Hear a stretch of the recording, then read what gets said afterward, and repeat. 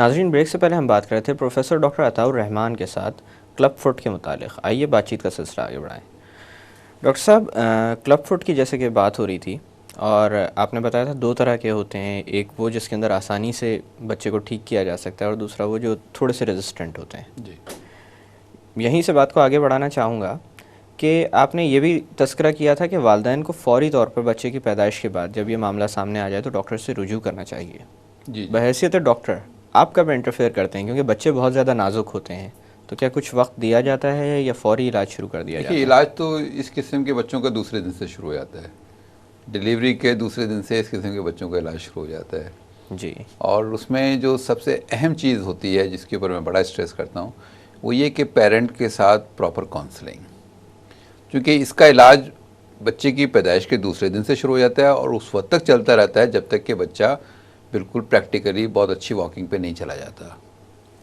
तो जब बच्चा, जिसको हम कहते हैं 7-8 ईयर्स की अच्छी वॉकिंग पे चला गया है, उस वक्त तक इसका इलाज कंटिन्यू रहता है। तो ये चीज़ें होती हैं जो कि मरीज़ के अटेंडेंट को समझाने की ज़रूरत होती है कि देखें, आप किसी भी स्टेज पे इलाज को मुकम्मल ना समझें, क्योंकि अगर डिफ़ॉर्मिटी को किसी भी स्टेज पे बहुत आसानी से ले लिया जाएगा, जो एहतियात बताई गई हैं वो पूरी नहीं की जाएंगी, तो ये रिकर भी कर जाती है। अच्छा, और दोबारा जब रिकर कर जाती है तो फिर उसमें फिर सिवाय ऑपरेशन के कोई और चीज़ बचती नहीं है। जी। तो हम मरीज़ को ये कहते हैं कि जब दूसरे दिन से मरीज़ बच्चे को लेके आया है, हमने डायग्नोस कर लिया है कि इसको टेलिपथ एक्वाइनो वायरस है, तो अब बच्चे की खाल जो है वो बहुत शुरू में बहुत अच्छी खाल नहीं होती है, मैच्योर खाल नहीं होती है, बहुत नाजुक सी खाल होती है। तो हम उनको सिर्फ समझाते हैं कि बच्चे के पाँव को मैनिपुलेट करना है, खाली थोड़ा सा स्ट्रेचिंग करनी है ताकि जो टाइम पीरियड है वो ज़ाया ना हो। तो पहले 2 हफ्ते 3 हफ्ते मरीज़ को हम स्ट्रेचिंग के ऊपर एडवाइस करते हैं कि वो बच्चे के पाँव को बहुत इलास्टिक होती हैं, उसकी हड्डियाँ बिल्कुल बिल्कुल बच्चों के इलास्टिक तो की तरह फ्रैक्चर्स होती भी हैं, मुख्तलिफ तरह के होते हैं, मसल्स की टोन भी बहुत कम होती है। तो अगर जी, उनको मैनिपुलेट किया है तो बहुत अच्छा रिजल्ट उसमें सामने आ मिलता है सकता है। ईजी केसेस के अंदर।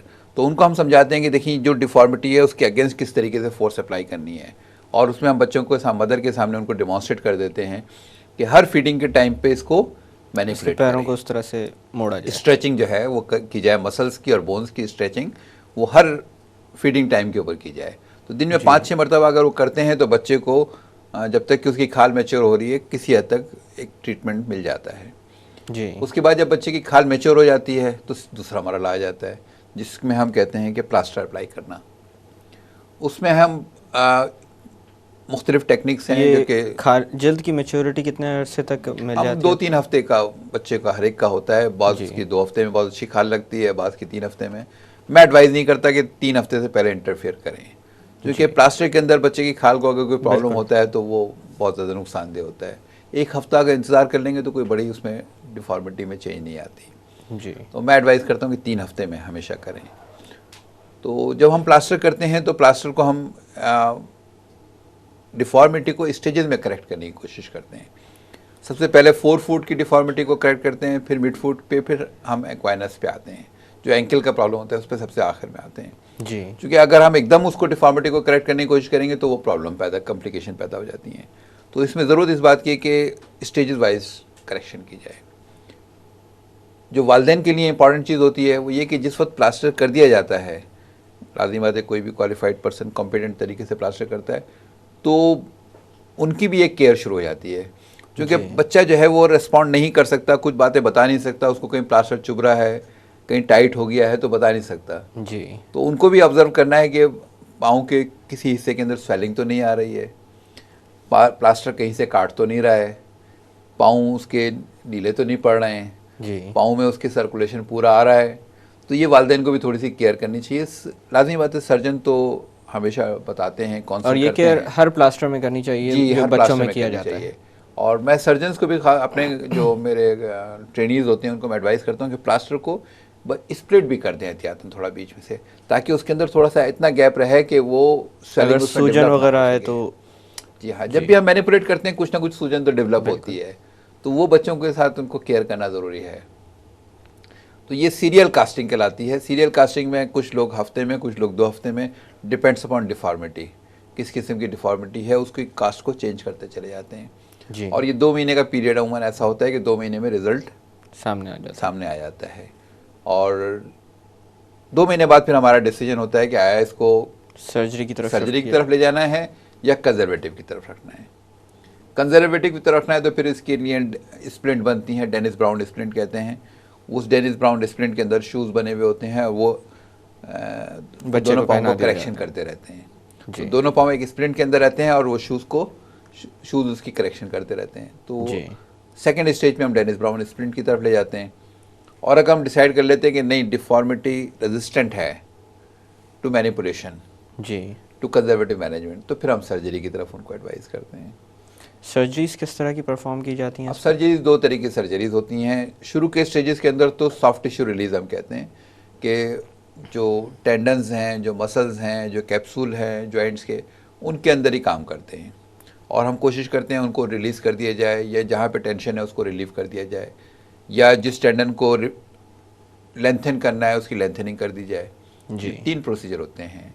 नंबर 1 प्रोसीजर, कुछ टेंडन्स को जो कि ओवर स्ट्रेच कर रहे हैं तो उनको काट देते हैं, वो बाद में ग्रेजुअली डेवलप हो जाते हैं। काट देने से ये नहीं होता कि उसमें कोई डिफॉर्मिटी बाद में रह जाए, वो ग्रेजुअली बच्चों की कैपेसिटी होती है कि वो टेंडन दोबारा से हो जाते हैं, हील कर जाते हैं। दूसरा मरहला होता है कि जो कैप्सूल वगैरह होते हैं जॉइंट्स के, जिनको खोलना पड़ता है, उनको कैप्सूल को खोल देते हैं। जी। तीसरा मरहला होता है कुछ टेंडन जिनकी लंबाई बढ़ानी होती है, तो उनको हम जेड प्लास्टी हम कहते हैं, जेड प्लास्टी करके उनकी लंबाई को हम बढ़ा देते हैं ताकि उनका फंक्शन भी डिस्टर्ब ना हो और उनकी जेड प्लास्टी के जरिए लेंथ भी अचीव हो जाए। तो ये 3 मरहले सॉफ्ट टिश्यू रिलीज के होते हैं जो कि अमूमन हम बच्चों में एडवाइस करते हैं। और जब हम सर्जरी कर देते हैं तो सर्जरी के बाद फिर उस पीरियड तक उसको उसमें रखते हैं जब तक कि उसके सूचर्स वगैरह ना निकल जाएं, उसका प्लास्टर उसमें रखते हैं। और उस दौरान जब सूचर निकाल देते हैं तो फिर उसके जूतों का साइज़, ये पेरेंट के लिए ज़रूरी होता है कि फौरी तौर से एंगेजमेंट रखें, अपना अपॉइंटमेंट रखें जूता बनाने वाले से, और उससे जूते का साइज़ के मुताबिक। डॉक्टर साहब, जैसे आपने सर्जरी का तस्करा किया, बच्चे बहुत नाजुक होते हैं। सर्जरी देखा जाए तो हमारी सेहत पर लगने वाली एक ऐसी चोट होती है जिससे हमें रिकवर करना पड़ता है, उसके लिए भी वक्त दरकार होता है और एक अच्छी सेहत भी ज़रूरी होती है। बच्चों में नॉन सर्जिकल ट्रीटमेंट की आपने मियाद बताई, तकरीबन 2-2.5 महीने तक ये मामला चलता है, 2 महीने तक। तो उसी मुनासबत से ये पूछना चाहूँगा कि अगर सर्जिकल ट्रीटमेंट की ज़रूरत पड़ रही हो तो उन 2 महीने के फ़ौरन बात कर दी जाती है या कुछ वक्त दिया जाता है बच्चे को कि वो एक ऐसी एज में आ जाए जब वो रिकवर ज़्यादा बेहतर तौर पर सके? हमारे यहाँ तो कुछ रुझान इस तरह का हो गया है कि बाद लोग 1 महीने पे भी सर्जरी कर देते हैं बच्चे की।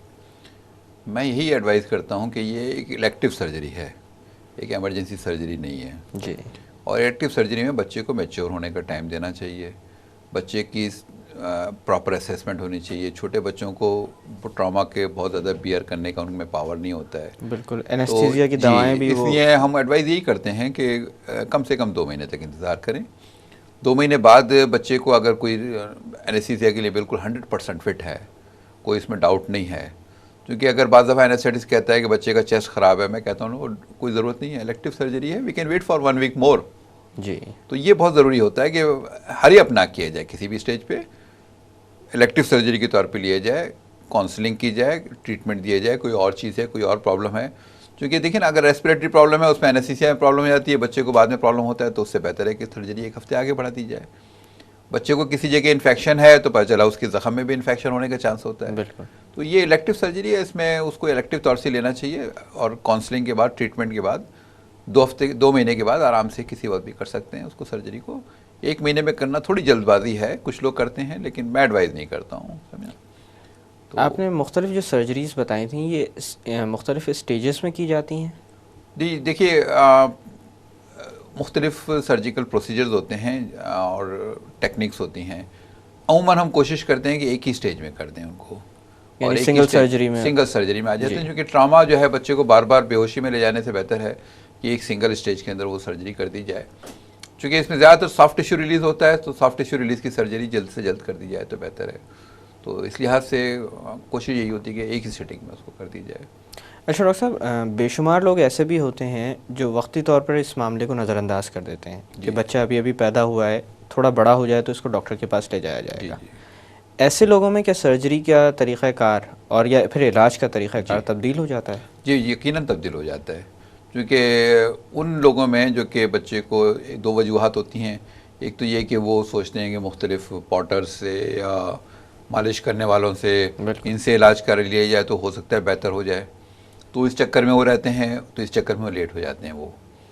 कुछ लोग ऐसे होते हैं जो कि कोशिश करते हैं कि जी बस प्लास्टर में ठीक कर दें, बच्चे का ऑपरेट नहीं कराना। वो उनकी काउंसलिंग में जो है प्रॉब्लम आती है, वो कहते हैं नहीं जी ऑपरेट नहीं कराना, वो लेट हो जाते हैं। तो ये 2-3 तरह के, कुछ लोग फाइनेंशियल ग्राउंड्स पे होते हैं कि साहब वो रिमोट एरियाज़ में रहते हैं, पहुंच नहीं पाते हैं, बिल्कुल। तो वो ये प्रॉब्लम आते हैं। तो उनमें जब एक सर्जरी डिफॉर्मिटी भी इंक्रीज़ होती चली जाती है, जितना ट्रीटमेंट लेट किया जाए उतना डिफॉर्मिटी भी इंक्रीज़ हो जाती है, और डिफॉर्मिटी इंक्रीज होती है तो ट्रीटमेंट का भी अपना कोर्स चेंज हो जाता है। क्योंकि एक एज होती है जब तक कि हम सॉफ्ट टिश्यू रिलीज़ कर सकते हैं, सॉफ्ट टिश्यू को बच्चा रिस्पॉन्ड करेगा। एक एज आती है जबकि सॉफ्ट टिश्यू को वो रिस्पॉन्ड नहीं कर रहा होता, कि खाली सॉफ्ट टिश्यू रिलीज सफिशिएंट नहीं होती, यानी ताख़ीर जो है वो 5 साल की म्याद ऐसी है कि 5 साल बाद अगर बच्चा आता है तो वो सॉफ्ट टिश्यू रिलीज, जिसको हम कहते हैं कि खाली टेंडन मसल्स इनसे काम चल जाएगा, वो नहीं चलता, फिर हमें कुछ और बोनी प्रोसीजर्स की तरफ जाना पड़ता है जी। तो ये निगलेक्टेड केसेस के अंदर बोनी प्रोसीजर करना पड़ता है। और बाज़ दफ़ा इससे भी ज़्यादा देर हो जाती है, बाज़ दफ़ा लोग पहुँचते हैं 14-15 साल की उम्र में भी आते हैं जी। तो उनके अंदर सर्जरी का पैटर्न बिल्कुल बदल जाता है, क्योंकि बोन्स जो हैं वो मेलफॉर्म हो चुकी होती हैं, अपनी वो नई शेप ले चुकी होती हैं। बिल्कुल। तो लाज़मी बात है बोन्स को यानी भी पट्ठों की ख़राबी हड्डियों में मुंतकिल हो चुकी होती तो है। उनको फिर ऑस्टियोटमी करनी पड़ती है। ऑस्टियोटमी का मतलब ये होता है कि बोन को काटना पड़ता है, काट के उनको सीधा करना पड़ता है, उनमें बाज़ दफ़ा तार डालने पड़ते हैं, बाज़ दफ़ा क्लिप डालनी पड़ती हैं उनमें, और पाँव छोटा यकीनन हो जाता है उससे। अच्छा। पाँव का साइज़ यकीनन बदल जाता है उसमें, क्योंकि जब बोन को आप काटेंगे तो बाज़ार से तो लाएंगे नहीं बोन लगाने के लिए, तो जब बोन को काटेंगे तो पाँव छोटा हो जाता है उसमें। तो ये जी डॉक्टर साहब, मैं अभी थोड़ी देर के लिए बातों का सिलसिला रोकते हैं। नाजरीन, वक्त हुआ एक छोटी सी कमर्शियल ब्रेक का। ब्रेक से वापस आकर क्लब फुट के मुतालिक मज़ीद बात की जाएगी। Stay tuned.